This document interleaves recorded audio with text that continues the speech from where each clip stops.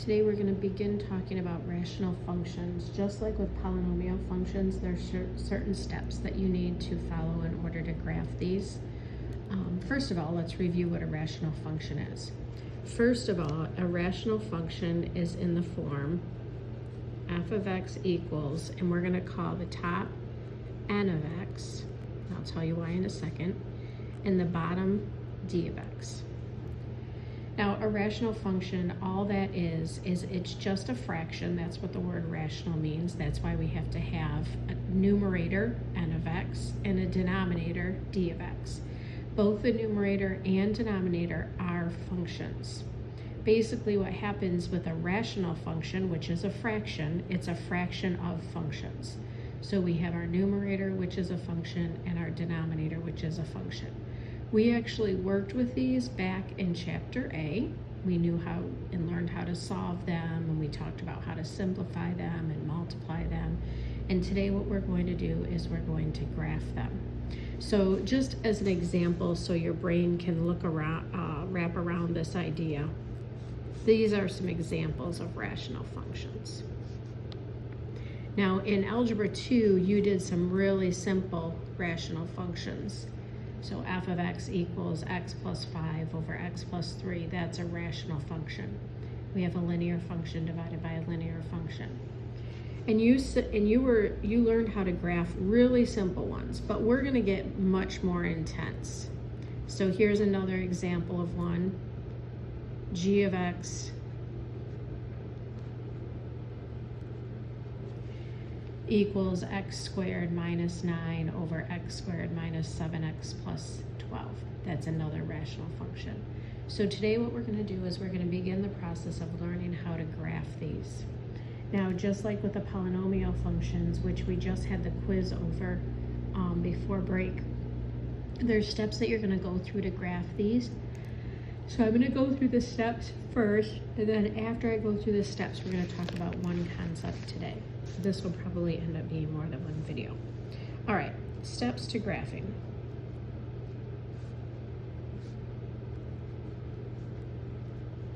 Some of these steps you're going to recognize. They don't have to necessarily go in this beginning order, but one of the first things you're going to do is you're going to find the x-intercepts. Second thing, find the y-intercept. Both of those things you've done before. It's not anything new. Remember, to find x-intercepts, we let y equal 0 and we solve. And to find y-intercepts, we let x equal 0 and we simplify. Not anything new. The next thing you're going to do is you're going to find vertical asymptotes. This is new. This is what we're going to talk about today.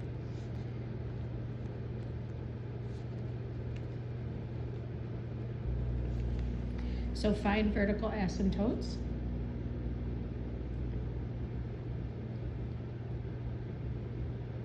Remember that a vertical asymptote, or any asymptote, is a behavior of a graph. It's not a real line, it's an imaginary line.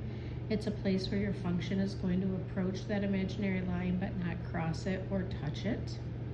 And the vertical asymptotes are going to appear wherever your function is undefined. And so what we do, the process to solve this, is we take our denominator and set it equal to 0. That finds the vertical asymptotes for us. And then the fourth step is to find any horizontal asymptote.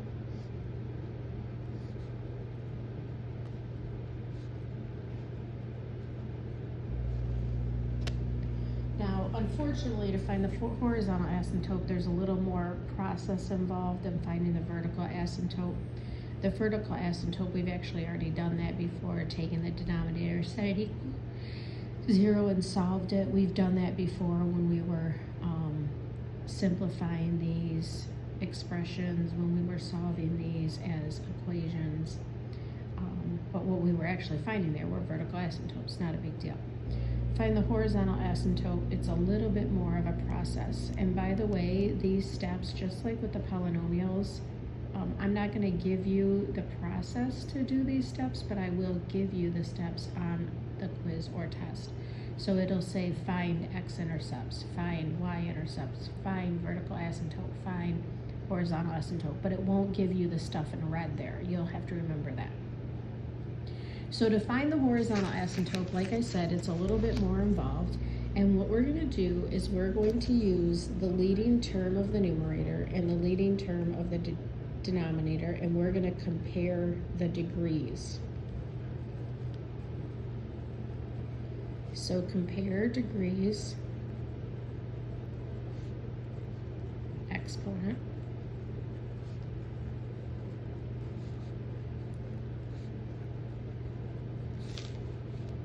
of the leading term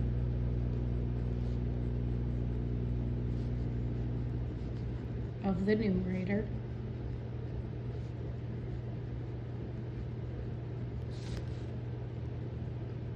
and the leading term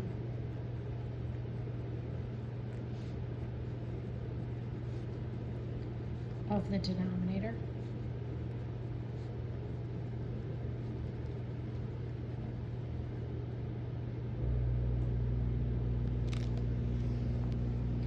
Compare degrees, or the exponent of the leading term of the numerator and the leading term of the denominator. So let's just go up to these two that we already wrote down and talk about this for a second, just so you have an idea of what we're talking about here. So up here in f of x, my leading term would be x. My leading term would be x, not because it's in the front, but because it has the highest exponent. We talked about leading coefficients before.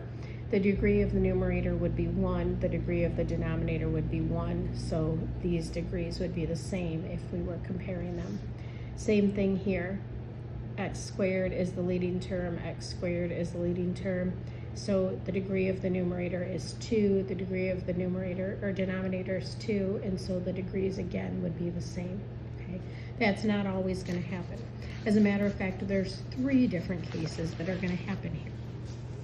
So once we compare the degrees, there's 3 things that can happen. The degree of the numerator, and we're going to just say n of x, could be less than the degree of the denominator. So the degree of the numerator could be less than the degree of the denominator. That's not what's happening up there. In that case, if your degree of your numerator is less than the degree of your denominator, you have a horizontal asymptote. And that horizontal asymptote is the horizontal line y equals 0. Now the second thing that could happen, and these are in no particular order, I just do them in the order that's easiest to teach, is the degree of the numerator could be greater than the degree of the denominator. Again, that's not what's happening up there. So the degree on top could be bigger than the degree on the bottom. If that happens, there is no horizontal asymptote. There just isn't one. And that's okay. We've dealt with no horizontal asymptotes for years. It's never been a big deal. And then the third case is what we actually have up there. The degree of the numerator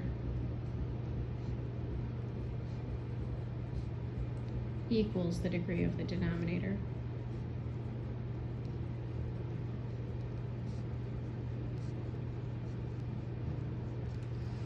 And what happens in that case is that there is a horizontal asymptote.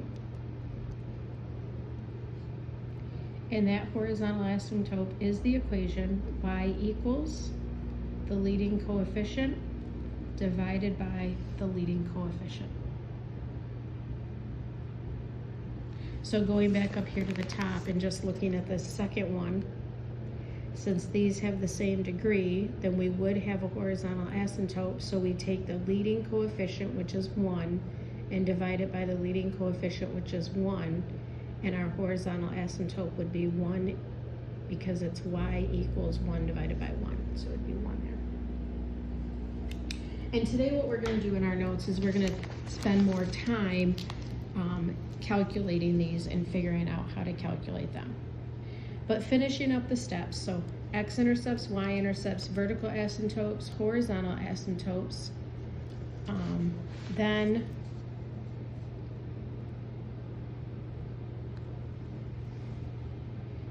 the fifth step is we're going to plot all this information.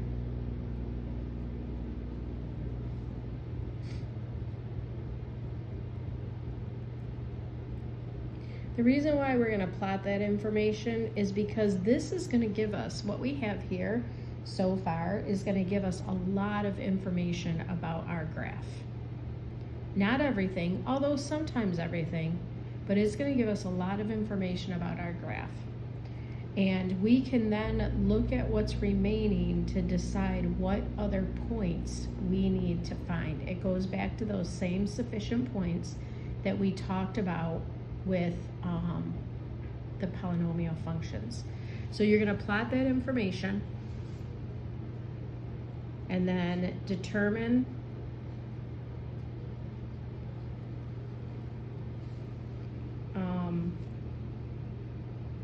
sufficient points.